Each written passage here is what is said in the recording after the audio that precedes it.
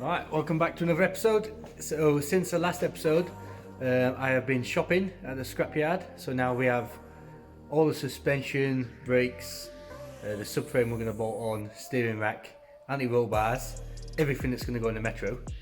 But before I tell you what car that's off and how it's going to work, I've been doing some more chopping on the car and there's not much left, so let's show you that. Alright, so this is what is left and there's not much. Now I've been doing as much research as I can as to where the 6R4 is chopped to, and I'm pretty sure it sort of comes up to this area here, but obviously without having the over fenders or the big arches that bolt on, I can't really tell. So I've left it a little bit of extra meat, just enough to where we can do all the fab, and then when I've got the over fenders arches, we can then cut it back a bit more. But yeah, there's nothing to it whatsoever. Obviously this car is going to be pretty much a space frame, so the shell is just going to be gusseted onto the roll cage and that. So it's nothing structural or anything, it's just to call itself a Metro. We've got to keep the shell. So yeah, looking forward to fitting it in there. But let's talk about the suspension and that I've got. So here we have the subframes off an RX-8.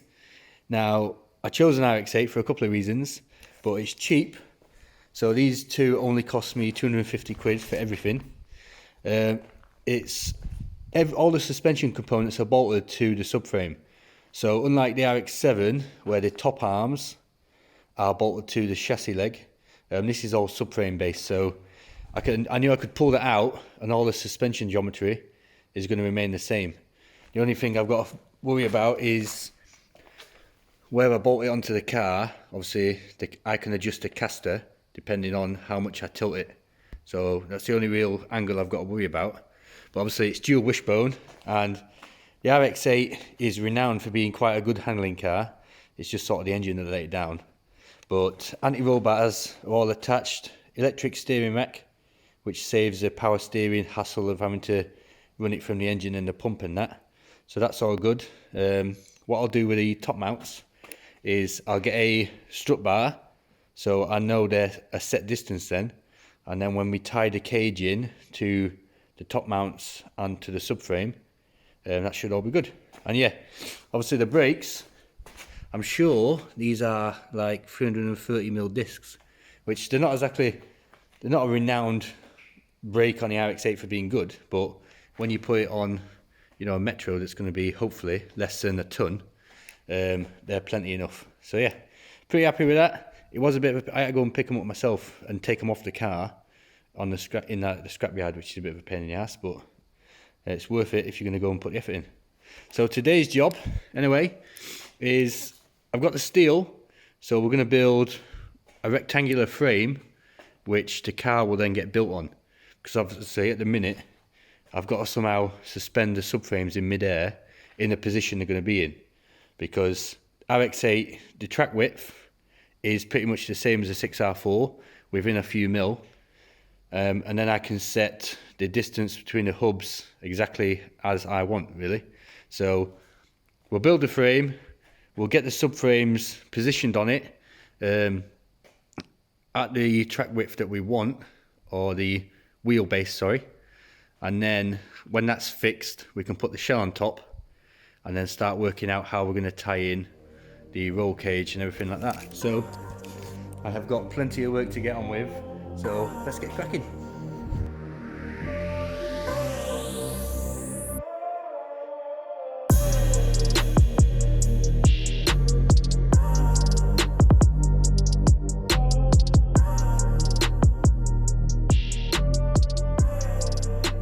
Alright, so this is what I'm thinking.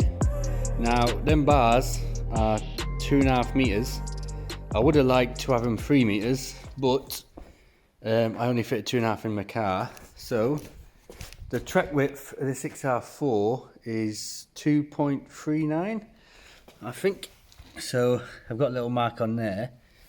So that's where the center of the axle is going to be, and also the same on the other end. So what I'm probably going to have to do is add a bit more box section that way, just to support the front of the subframe and that. But that's not the end of the world. Obviously you've got to do what you got to do, and I could only get 2.5 meter lengths. So yeah, what I'll do is we'll chop another 1.5 meter length, because that's the width I've gone for, and we'll mount it about here, just so it's got two that will support the subframe front and rear. And then I've got some extra material over there where we'll put it on legs, so it's about 1/2 meter up, just so we can get underneath it when we're trying to work in that. And we'll see how well they are going to fit on it. Alright, so because I'm proper good at YouTube and I came down the garage with no battery on my phone, here's what we have. We've knocked it up. Now I use the trusty Artec MIG. Now if you're after a MIG welder, I recommend them thoroughly. Now I didn't get any discount, paid full price for that, but the service they provide is second to none, so it's definitely worth using them. Now I've gone for 1/2 meter legs. Now I was going to go for 1 meter, so that length, but I just thought, although it would give us a lot more space under the car, like, I don't know, it's near like above waist height, so I do want to put wheels on the bottom of these legs at some point and use it to like get on and off the trailer and stuff. So I thought we'll leave it 1/2 meter, still gives us plenty of space. Obviously this is going to be subframe height, so let's have 1/2 meter under the car to when we like dropping the cage down and stuff like that, so plenty. So what we'll do now is I'll hopefully try and struggle that subframe onto here. Now it is a bit of a monster, and obviously because I'm down here with no mates on me Todd, we'll see what we can do. But I've got an engine crane back there, so I'm guessing we can just probably lift it on there and sort of get a mock-up of what it's going to look like.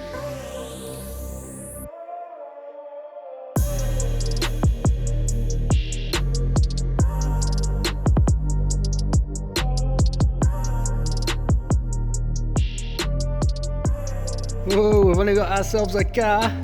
Well, not quite, but you get the idea. Now, the wheelbase is still about 6 inches away from where it needs to be, so we'll get a bit more sort of length in it there. The engine is currently 20 centimeters away from its final resting place, so it's going to go that way, which will obviously give us more room in the cabin area. And obviously once we get rid of all the diff and that, the gearbox can slide in, and then we can push the engine backwards.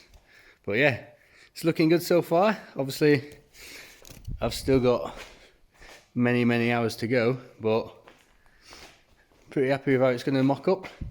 Now I've got one problem where I've got to get all this somehow out the middle of the club and into my bay with the shell on top of it, but I've run out of time for today, so that is a problem for me tomorrow or whenever the next episode is. So yeah, thanks for watching and hope you enjoyed. I will catch you on the next one.